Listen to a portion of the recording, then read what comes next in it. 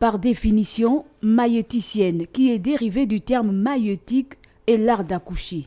La sage-femme, par contre, est la professionnelle qui accompagne la femme avant la grossesse, pendant la grossesse, l'accouchement et après la grossesse, y compris son nouveau-né. Mais aujourd'hui, beaucoup continuent d'utiliser le terme de maïeuticienne pour faire référence à la sage-femme. Finalement, où se situe la différence? Sage-femme, sage veut dire celle ou celui qui donne la sagesse à la femme qui accouche, et femme, c'est la femme, elle, qui met au monde.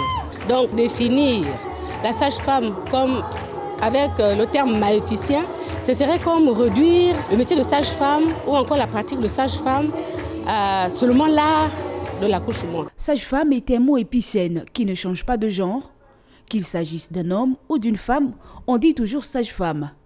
Donc, utiliser le terme maïeutique dans le cas d'une sage-femme homme dénaturerait, selon Macléa, l'essence même du métier. On va dire que la sage-femme, c'est celle qui est à la fois obstétricienne, parce que c'est elle qui fait les accouchements, mais c'est en même temps celle qui suit les femmes en gynéco, donc elle va être en même temps la gynécologue, elle est en même temps la psychologue, elle est en même temps celle qui parfois est obligée d'être l'assistante sociale.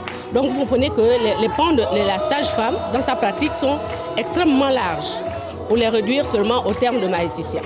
Et donc du coup, par rapport à l'enquête qui a été donc réalisée dans l'Afrique francophone, il a donc été retenu que les sages-femmes préfèrent garder leur terme de sage-femme. Maïeuticienne ou sage-femme, la différence de ces deux termes continue d'alimenter les débats car en réalité, l'objectif est de rechercher un terme qui sied exactement à la pratique du métier de sage-femme, un terme qui puisse englober tous les pans d'activité de la sage-femme.